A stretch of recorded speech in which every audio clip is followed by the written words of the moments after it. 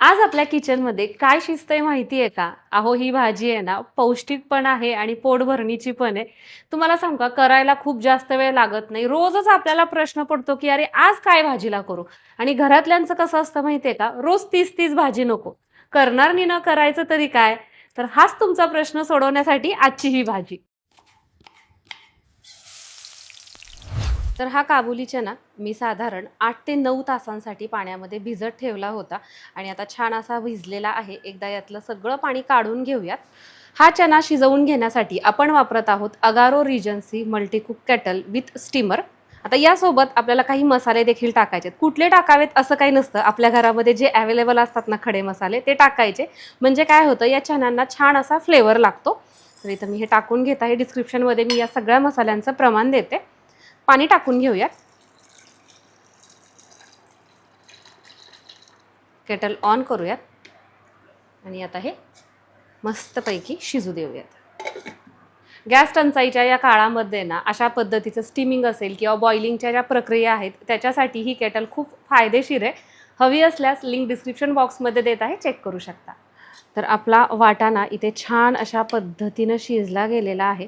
तर इथे तुम्ही बघू शकता अगदी मऊसूद असा हा झालेला आहे आणि एवढ्यासाठी तुम्हाला सांगू का, मला जवळजवळ एक 15 ते 20 मिनिट लागलेले आहेत. आता हे जे खडे मसाले आहेत ना, हे आपण बाजूला काढून घेणार आहोत. पॅनमध्ये तेल टाकून घेतलेलं आहे आणि याच्यामध्ये आपण टाकणार आहोत शहाजिरं. याच्यामुळे भाजीला एक छान अशी वेगळी चव येते.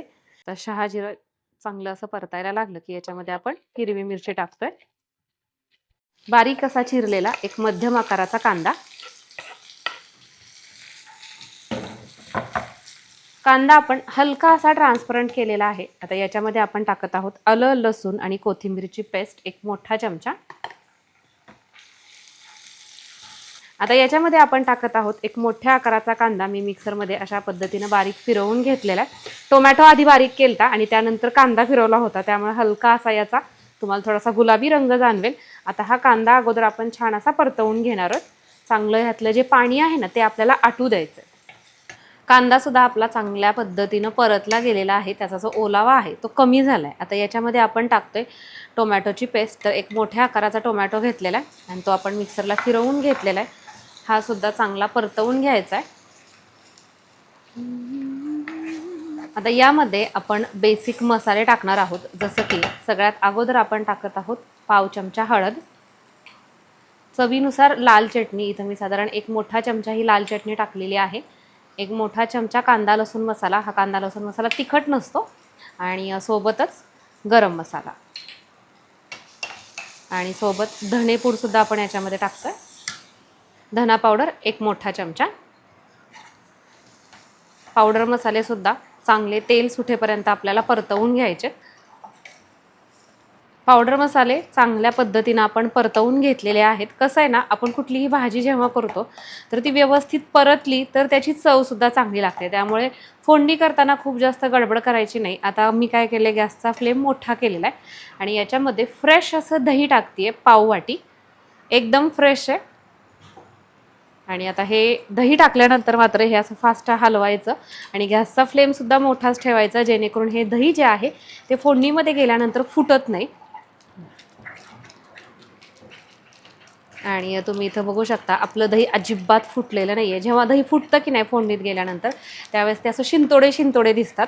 आणि इथं तुम्ही बघू शकता आपली उलट छान मस्त अशा पद्धतीची ही ग्रेव्ही दिसते. खरं तर दही ऑप्शनल आहे, पण आपल्या या भाजीला छान अशी चव येते, त्यामुळे मी टाकत आहे. तुम्हीसुद्धा जर टाकत नसाल तर एकदा नक्की टाकून बघा. आणि दही टाकल्यानंतर आहे ना थोडंसं जास्त ह्याला चकाकी येते बरं का भाजीला आपल्या.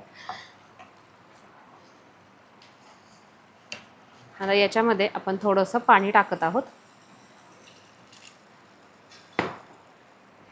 आता तिथं आपल्या भाजीला तेल सुटते तोपर्यंत आपल्याला हा जो वाटाणा आहे किंवा हा जो चणा आहे ना, तो हलक्या अशा पद्धतीनं मॅश करून घ्यायचा आहे. खूपही नाही, फक्त थोड्याफार प्रमाणात, जेणेकरून आपली भाजी अशी एकसंध दिसते किंवा मिळून येते. अगदी हलक्या हाताने याला थोडंसं मॅश करून घेते. खाली आता तयार झालेल्या या फोडणीमध्ये मी पाणी ओतून घेते.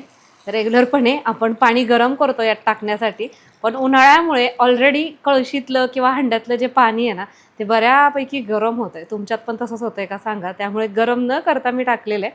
आणि आपला जो काबुली चना आहे ना, तो अगोदर आपण शिजवून घेतलेला होता आणि तो आणखीनही थोड्याफार प्रमाणात गरम आहे. त्यामुळे मी आत्ता लगेच यात टाकणार नाहीये. आपलं ही जी रस्सा आहे तो थोडासा गरम होऊ देऊयात आणि नंतर मग आपण यात टाकणार आहोत. इथे या रश्श्याला उकळी यायला लागलेली आहे. याच्यामध्ये अगदी हळुवारपणे आपण हा चना टाकून घेऊयात.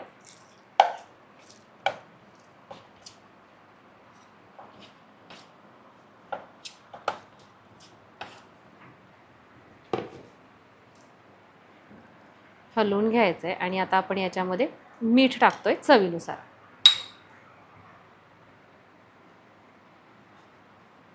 चना शिजवतानाही तुम्ही मीठ टाकू शकता. मी टाकलं नव्हतं त्यामुळे मी आत्ता पुरेपूर मीठ टाकतेय. आणि जर चना शिजवताना टाकलं तर मग मात्र इथं फोडणीमध्ये बेतानेच टाकावं लागतं माहिती आहे का, नाहीतर बऱ्याचदा अशा भाज्या खारट होतात.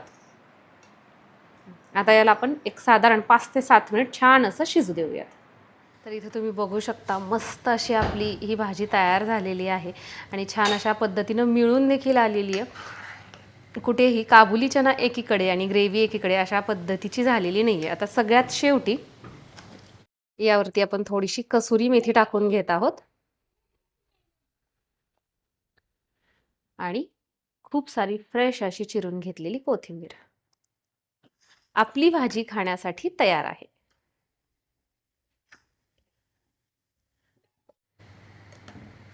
तुम्हाला सांगू का, मस्त कमालीचा घमघमाट सुटलेला आहे. अप्रतिम अशा पद्धतीची आपली ही भाजी तयार होते. तुम्ही सुद्धा याच पद्धतीनं करता का? कमेंट करून नक्की सांगा आणि करत नसताल तर माझ्या पद्धतीने एकदा ट्राय करून बघा, तुम्हाला नक्की आवडेल. ही भाजी तुम्ही कशाबरोबरही खाऊ शकता. म्हणजे जसं की भाकरी, चपाती किंवा मस्त अशा पुऱ्या करायच्या त्याच्याबरोबर सुद्धा अप्रतिम अशी लागते किंवा भाताबरोबर, कशाबरोबरही एन्जॉय करा. चला तर मग परत एकदा भेटूयात अशाच काही छानशा रेसिपी सहित. तोपर्यंत बाय.